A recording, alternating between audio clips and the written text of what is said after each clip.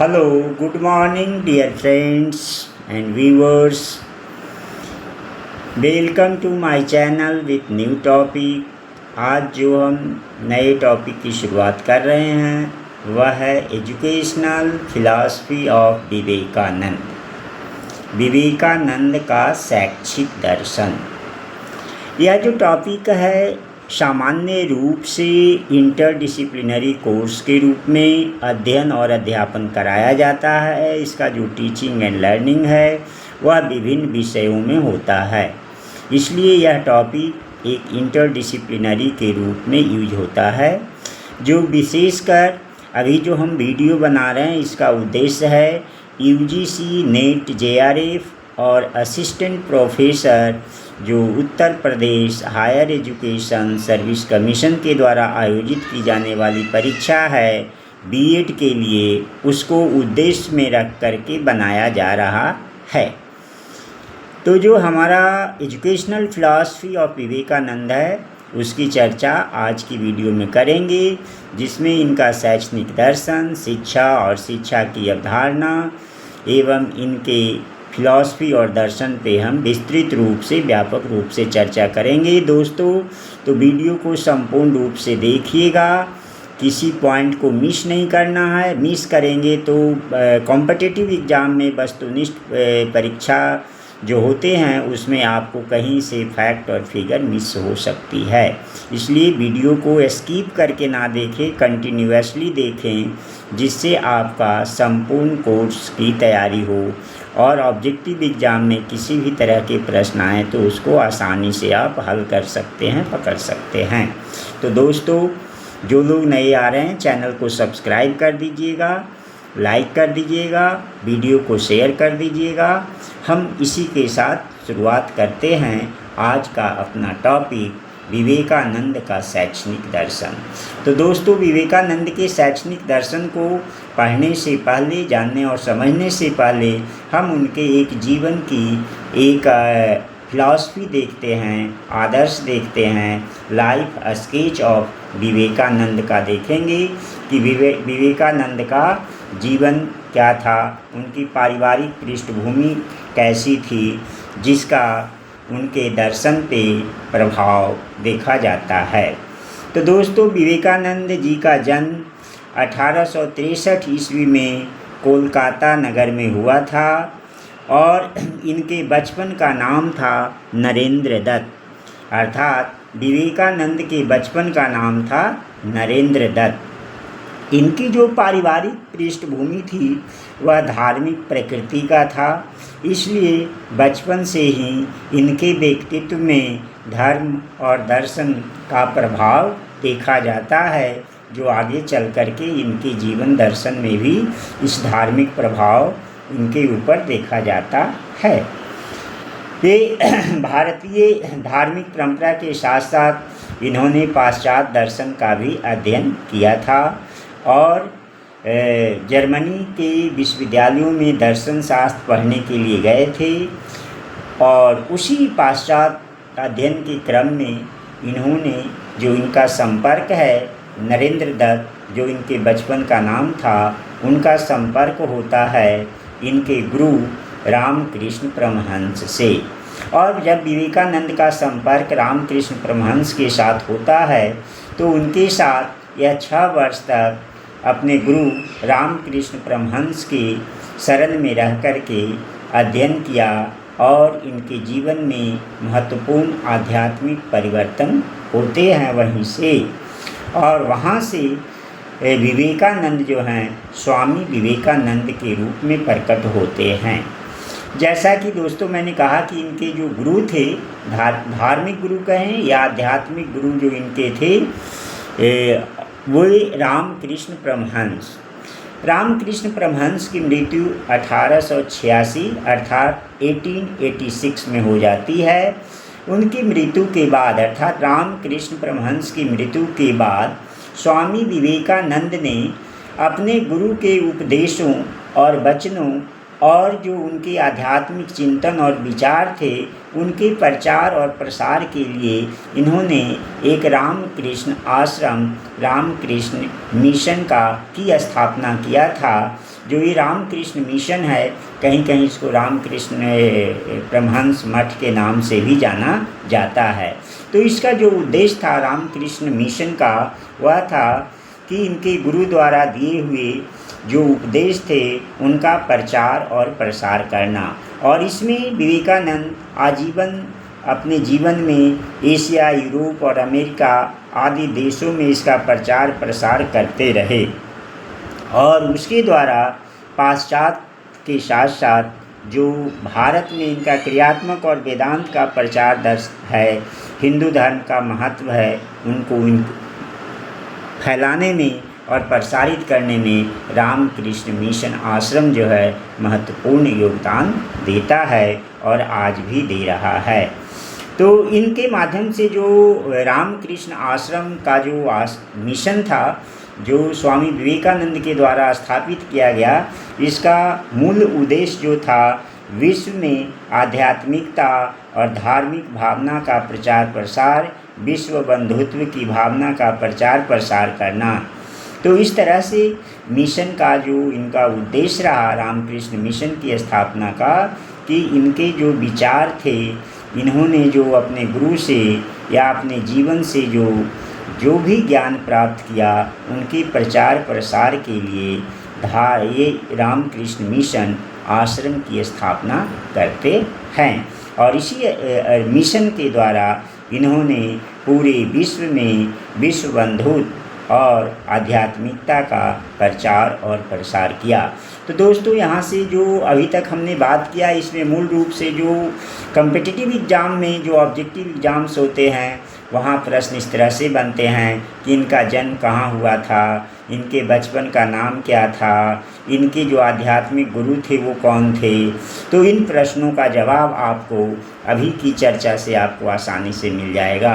अगर स्वामी विवेकानंद के बचपन का नाम पूछा जाए तो नरेंद्र दत्त, इनके आध्यात्मिक गुरु कौन थे, तो रामकृष्ण परमहंस। इनका जन्म कब हुआ, 1863, कहाँ हुआ, कोलकाता नगर में हुआ। और इन्होंने रामकृष्ण मिशन आश्रम की स्थापना की वो 1886 में, अर्थात 1886 में।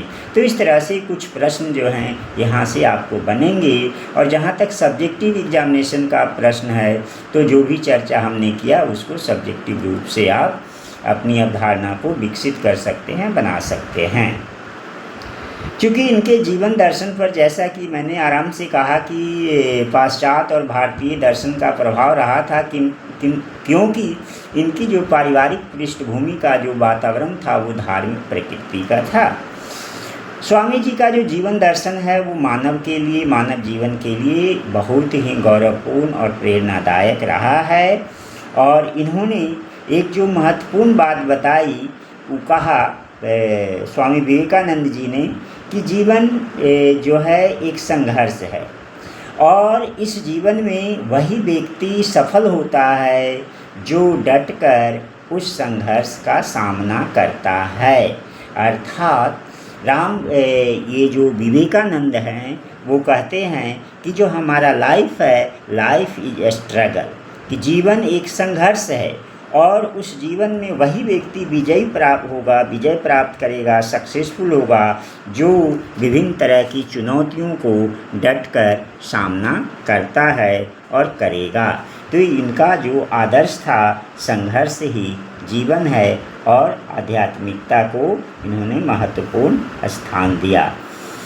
जब हम इनके शैक्षणिक दर्शन की बात करते हैं तो उसको करने से पहले हम ये देखते हैं कि जो स्वामी विवेकानंद का जो शैक्षिक दर्शन है, उस शैक्षिक दर्शन में जो एजुकेशन है, शिक्षा है, उसका एम क्या है। तो स्वामी विवेकानंद के अनुसार जो शिक्षा का उद्देश्य होना चाहिए, एम्स ऑफ एजुकेशन है, वह उन्होंने फिट किया। चूँकि इनका जो शैक्षिक दर्शन है विवेकानंद जी का, वो दर्शन भारतीय वेदांत और उपनिषद से प्रेरित है। तो इस भारतीय उपनिषद और वेदांत से प्रेरित होने के कारण इनके शैक्षिक दर्शन में आध्यात्मिकता का समावेश देखा जाता है। तो एम्स ऑफ एजुकेशन की बात अगर हम करते हैं तो पहला जो एम्स की बात करते हैं स्वामी विवेकानंद, वो है चरित्र का निर्माण। Character buildings. तो शिक्षा के उद्देश्य के रूप में कहते हैं विवेकानंद कि शिक्षा का उद्देश्य होना चाहिए शिक्षार्थी का या बालकों के चरित्र का निर्माण करना, क्योंकि चरित्र का निर्माण एक ऐसी चीज़ है, ऐसी विषय वस्तु है जिसके बिना जो है एक सफल और विकसित राष्ट्र की कामना नहीं की जा सकती है। दोस्तों, जिस तरह से देख रहे हैं कि वर्तमान में जो शिक्षा और शैक्षणिक संस्थानों से जुड़े हुए जितने प्रकार के भ्रष्टाचार और करप्शन इत्यादि की जो बोलबाला आज आए दिन समाचार पत्रों में देखने को मिलती है, उसमें कहीं न कहीं है कि हमारा जो एजुकेशन सिस्टम है हमारे व्यक्तित्व और नागरिक के निर्माण के क्रम में चरित्र निर्माण की प्रक्रिया को ध्यान में नहीं रखा है। अतः इस शिक्षा का जो उद्देश्य होना चाहिए स्वामी विवेकानंद के अनुसार वो चरित्र का निर्माण हो, कि एक चरित्रवान और गुणवान व्यक्ति जब शिक्षा और शिक्षा की शैक्षणिक व्यवस्थाओं से जब जुड़ेगा तो उसका प्रभाव जो है सकारात्मक होगा और एक विकसित राष्ट्र बनाने में, डेवलप राष्ट्र बनाने के लिए एक चरित्रवान, स्वावलंबी, उत्तरदायित्व नागरिक का निर्माण होगा। उसी तरह से दूसरा जो एम्स ऑफ एजुकेशन की बात स्वामी विवेकानंद करते हैं, वो कहते हैं कि शिक्षा का उद्देश्य होना चाहिए नैतिक तथा आध्यात्मिक विकास। इन्होंने नैतिकता पर बल दिया है और आध्यात्मिकता का बल दिया है। जैसा कि शुरू में मैंने कहा कि इनकी शिक्षा दर्शन का जो आधार है वो वेदांत और उपनिषद से प्रेरित रहा है, इसलिए इन्होंने नैतिकता और आध्यात्मिकता के विकास को एम्स ऑफ एजुकेशन में महत्वपूर्ण स्थान देते हैं। अर्थात शिक्षा बालकों में नैतिक विकास के साथ साथ आध्यात्मिक विकास करने के लायक होना चाहिए। अर्थात शिक्षा का जो पाठ्यक्रम है, टेक्स्ट बुक है, वो इस तरह से निर्मित की जानी चाहिए या शिक्षा की गतिविधियां जो है इस तरह से व्यवस्थित की जानी चाहिए जिससे बालकों में नैतिकता का निर्माण हो, आध्यात्मिक विकास का निर्माण हो। इस तरह से नैतिकता और आध्यात्मिकता को महत्वपूर्ण स्थान देते हैं विवेकानंद जी अपने शैक्षिक दर्शन में। और जब शिक्षा के एम्स को, उद्देश्यों को स्थापित करते हैं, उसमें नैतिक मूल्यों और आध्यात्मिकता के विकास की बात करते हैं। अगले जो शिक्षा का एम्स की बात स्वामी विवेकानंद जी कहते हैं, जो शिक्षा का उद्देश्य है कि शिक्षा का उद्देश्य क्या होगा, वह होगा शारीरिक एवं मानसिक विकास। तो शारीरिक एवं मानसिक विकास से आशय यहाँ है स्वामी विवेकानंद जी का कि जो शिक्षा का उद्देश्य है वह बच्चों के शारीरिक और मानसिक विकास के लिए अत्यावश्यक होता है। अर्थात बालकों के व्यक्तित्व के निर्माण के लिए उनके शारीरिक विकास, मानसिक विकास जरूरी होता है, क्योंकि शारीरिक विकास से जब होता है तो उससे स्वस्थ मस्तिष्क, स्वस्थ मानसिक चिंतन का निर्माण होता है। तो यहाँ पर विवेकानंद जी कहते हैं कि जो शारीरिक और मानसिक विकास का आशय है कि इसके द्वारा बालकों के चरित्र का निर्माण तो होता ही होता है, साथ ही साथ बालकों के मन की शक्ति को बढ़ती है, उसके बुद्धि का विस्तार होता है, जिसके द्वारा मनुष्य आत्मनिर्भर बनता है। अर्थात चरित्र का निर्माण, आध्यात्मिकता का निर्माण, नैतिकता का विकास और शारीरिक एवं मानसिक विकास के द्वारा बालकों के बुद्धि का विकास होता है और उससे उसके मन मस्तिष्क की शक्ति बढ़ती है, जिससे शिक्षा के उद्देश्य और लक्ष्यों को प्राप्त किया जाता है। स्वामी जी आगे कहते हैं कि शिक्षा के द्वारा जो बालक का शारीरिक और मानसिक विकास होना इसलिए अति आवश्यक है। इसके साथ ही साथ जो नैतिकता और आध्यात्मिकता का समावेश होना चाहिए। अगले जो उद्देश्य की बात करते हैं स्वामी जी, जो इनके शैक्षणिक दर्शन में या शिक्षा के उद्देश्यों में अति महत्वपूर्ण स्थान रखता है, और वह है विविधता में एकता। अर्थात स्वामी विवेकानंद जी के अनुसार इनके शिक्षा का दर्शन था विविधता में एकता, यानी यूनिटी इन डाइवर्सिटी। विविधता में एकता का आशय यहाँ यूनिटी इन डाइवर्सिटी। जैसा कि दोस्तों जानते हैं कि भारतीय समाज की जो सांस्कृतिक जो विविधता है, धार्मिक विविधता है, आर्थिक और राष्ट्रीय और भाषाई विविधता है, भौगोलिक विविधता है, तो इतनी विविधताओं के बावजूद भी भारत में एकता स्थापित करने की बात करते हैं कि बिना एकता, ये कहते हैं कि यूनिटी इज स्ट्रेंथ, एकता में बल है। अर्थात इस एकता में बल जो है, उस बल के लिए जो हमारे राष्ट्र की विभिन्नता है, उस विभिन्नता में एकता स्थापित होना चाहिए।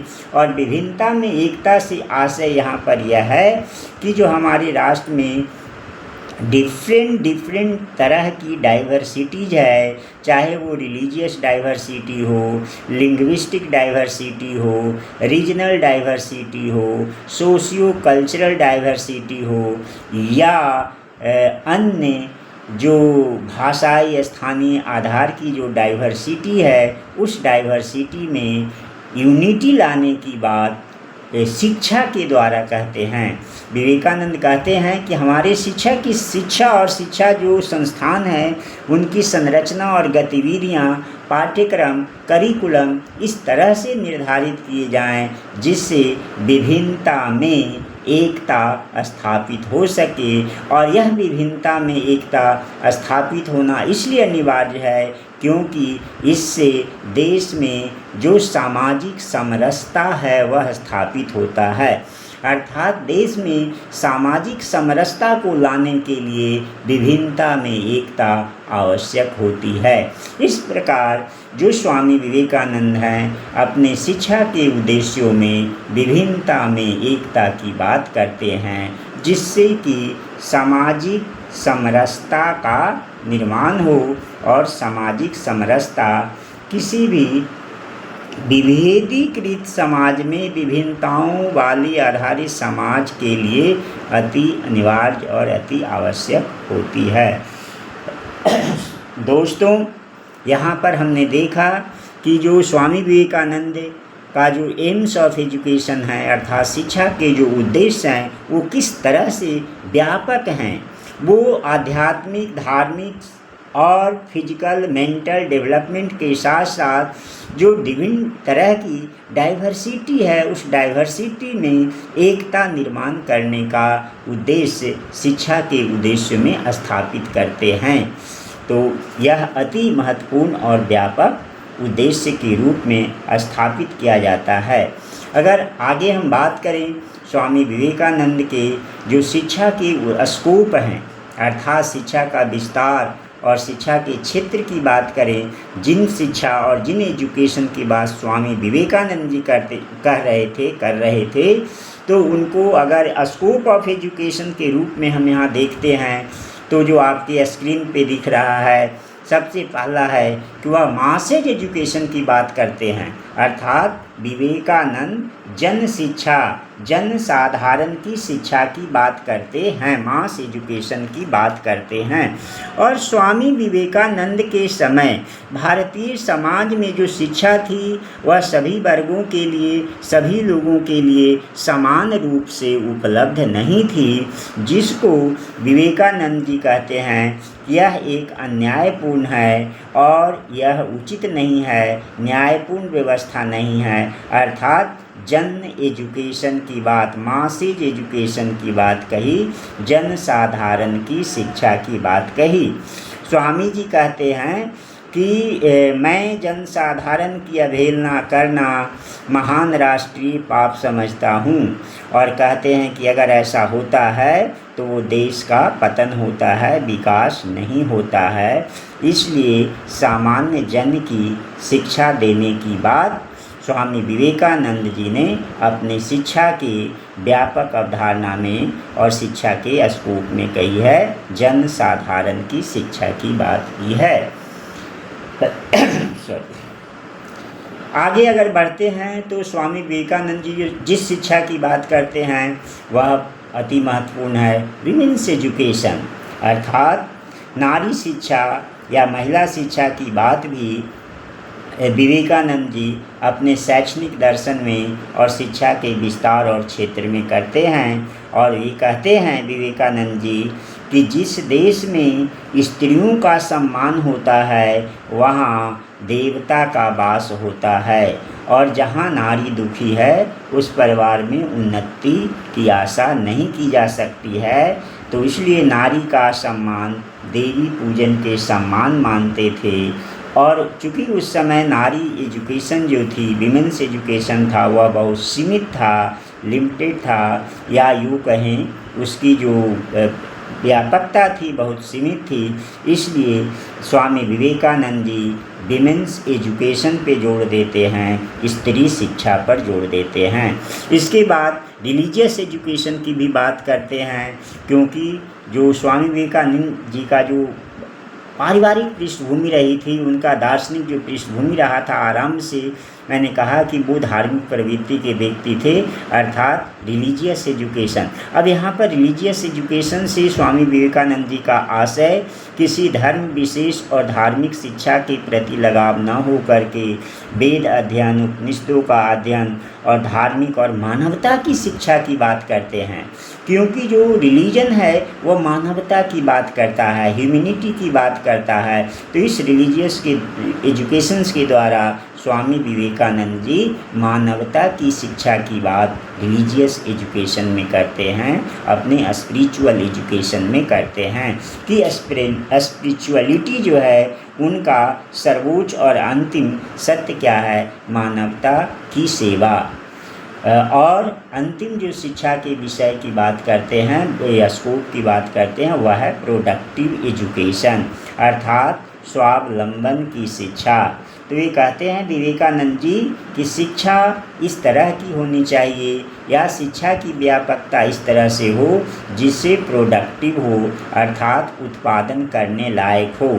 यानी शिक्षा को जीवन निर्वाह से जोड़ करके देखा जाना चाहिए कि सिर्फ यहाँ पर स्वामी विवेकानंद जी सिर्फ पुस्तकीय ज्ञान या सिर्फ धार्मिक पुस्तकों का अध्ययन और अध्यापन को शिक्षा से आशय नहीं लेते हैं। इनका शिक्षा से आशय है कि शिक्षा जीवन जीने के लिए जो आवश्यक चीज़ें होती है उन आवश्यकताओं की पूर्ति करे, अर्थात शिक्षा जीवन उपयोगी होना चाहिए।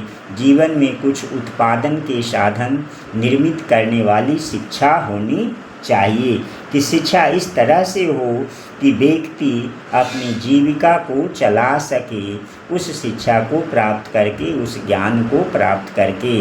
तो इस तरह से इन्होंने मासेज एजुकेशन के साथ साथ विमेंस एजुकेशन, रिलीजियस एजुकेशन और प्रोडक्टिव एजुकेशन की बात कर रहे हैं स्वामी विवेकानंद जी अपने जो शिक्षा के जो व्यापक अवधारणा है उसमें।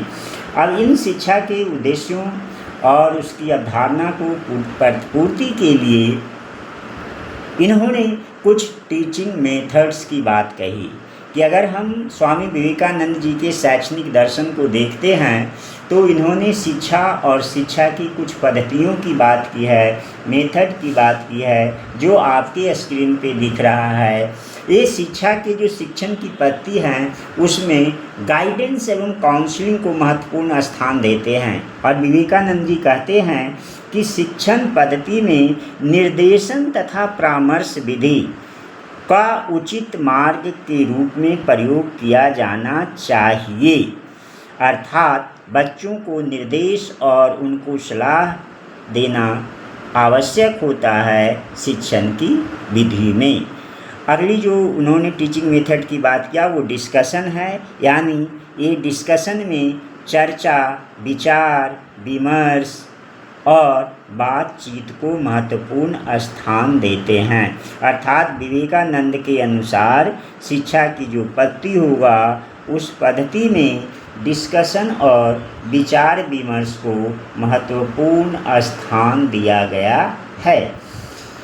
नेक्स्ट जो हम इनका देखते हैं शिक्षण की पद्धति क्या है, वह है क्रिएटिव वर्क। क्रिएटिव वर्क से यहाँ पर मतलब है रचनात्मक शिक्षा, अर्थात विवेकानंद कहते हैं कि शिक्षण की पद्धति ऐसी हो जिससे बच्चों में क्रिएटिविटी का विकास हो, रचनात्मकता का विकास हो, नए ज्ञान और स्किल का सृजन कर सके, नई चीज़ों और वस्तुओं को उत्पादित कर सके, निर्मित कर सके, जिसको कहा गया क्रिएटिव एजुकेशन, या इसको हिंदी में कहते हैं रचनात्मक कार्य या रचनात्मक शिक्षा। इसको कहते हैं रचनात्मक शिक्षण विधि।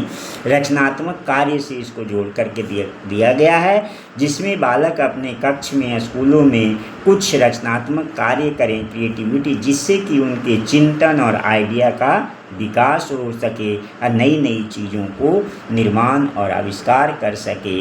इसको कहा क्रिएटिव वर्क या टीचिंग मेथड के रूप में लेते हैं, अर्थात रचनात्मकता के द्वारा शिक्षण।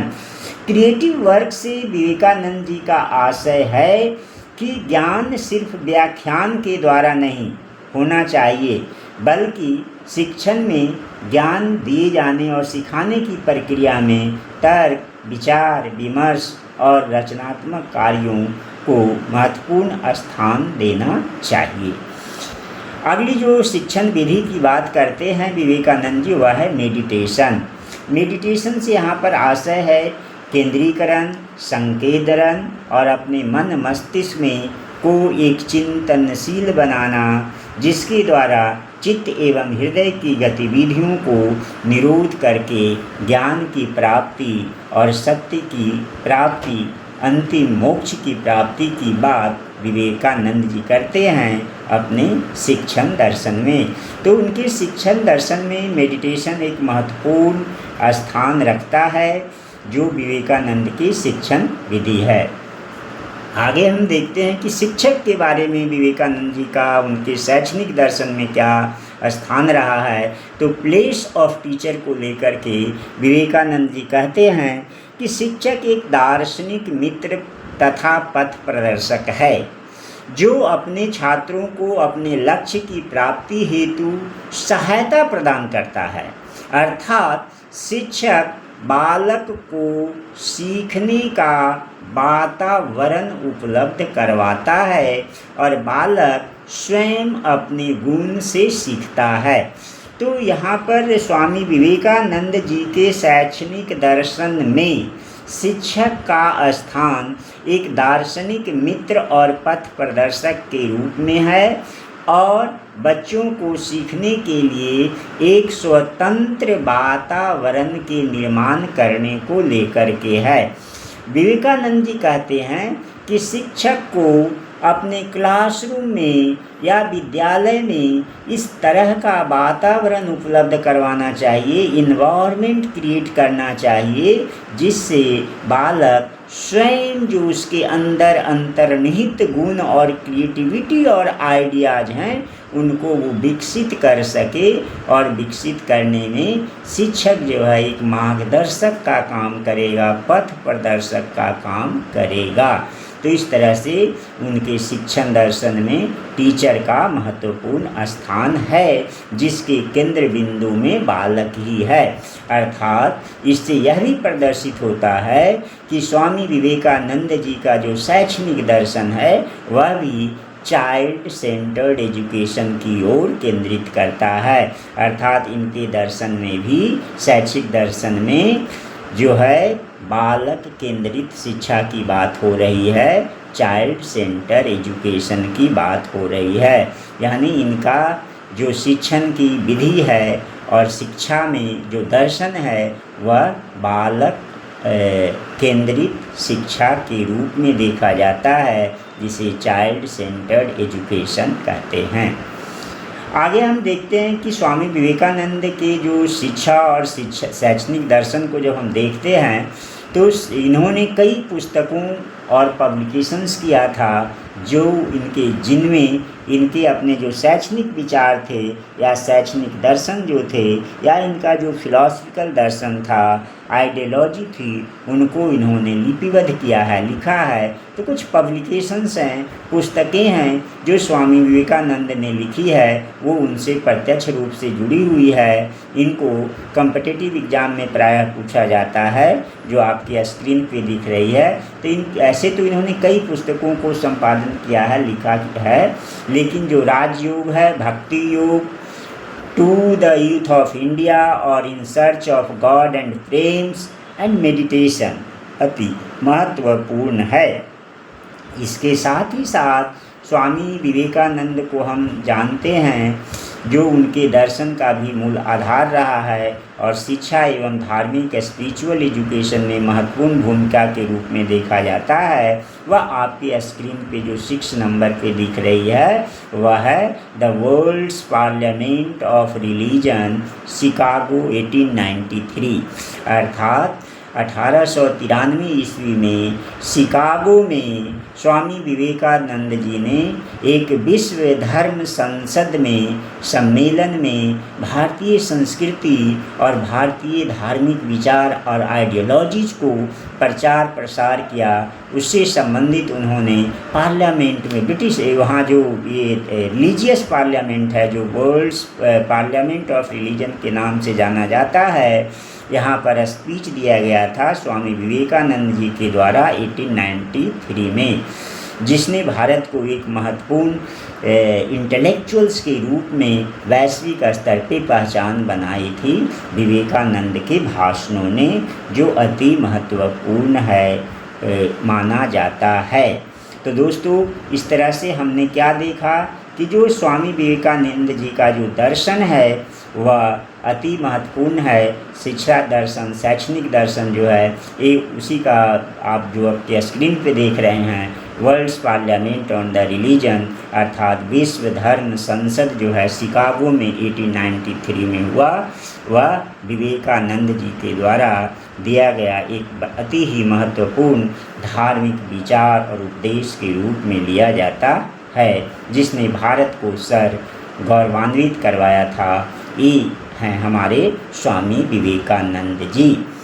तो इस तरह से दोस्तों हमने क्या देखा कि विवेकानंद जी का जो शैक्षणिक दर्शन है, अगर इसको क्विक रिवीजन के रूप में हम अगर क्विक रिवीजन करवाएं तो क्या है कि इनका दर्शन जो देखते हैं तो रामकृष्ण मिशन की स्थापना, एम्स ऑफ एजुकेशन में चरित्र निर्माण, नैतिकता का निर्माण, आध्यात्मिकता का विकास, शारीरिक और मानसिक विकास, विभिन्नता में एकता पर बल देते हैं।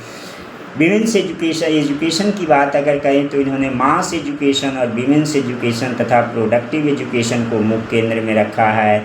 उसके बाद टीचिंग मेथड्स की बात करें तो guidance and counselling, discussion, creativity, meditation को अति महत्वपूर्ण दिया है इन्होंने अपने शैक्षणिक दर्शन में। और शिक्षा को महत्वपूर्ण स्थान दिया, बालक केंद्रित शिक्षा की बात की। पुस्तकें जो है इनके प्रमुख इस तरह से रहे हैं। और ब्रिटिश पार्लियामेंट का जो बेस्ट धर्म संसद शिकागो जो है अति महत्वपूर्ण है। तो दोस्तों, यहाँ से कई रूपों से ऑब्जेक्टिव कॉम्पिटिटिव एग्ज़ाम में, विभिन्न तरह के एग्जामिनेशंस में आपको प्रश्न पूछे जाते हैं। सामान्य ज्ञान में भी प्रश्न पूछे जाते हैं, इतिहास में, दर्शन में, फिलॉसफी में, एजुकेशंस में, पॉलिटिकल साइंस में, कई जगह पर इनके जो शैक्षणिक विचार हैं या एजुकेशनल कंट्रीब्यूशन जो हैं इनका विवेकानंद जी का अति महत्वपूर्ण होता है। तो इस तरह से दोस्तों क्या हम देखते हैं कि विवेकानंद जी के शैक्षणिक दर्शन का हमने एक क्विक रिवीजन कर लिया इस वीडियो के माध्यम से। तो दोस्तों अगेन पुनः सबसे निवेदन है कि आप इस चैनल को सब्सक्राइब करिए और इसी तरह की ज्ञानवर्धक जानकारियाँ और सूचनाओं को जब आप चैनल सब्सक्राइब करेंगे तो नियमित रूप से आपको प्राप्त होते रहेगी, मिलते रहेगी। धन्यवाद। जय हिंद, जय भारत। चैनल को सब्सक्राइब करना ना भूलें दोस्तों, आपका सहयोग अपेक्षित है जिससे कि आप अपनी शिक्षा को आगे बढ़ाते रहें। अगेन धन्यवाद। नेक्स्ट वीडियो में हम फिर इसी तरह से मिलेंगे नई जानकारी के साथ।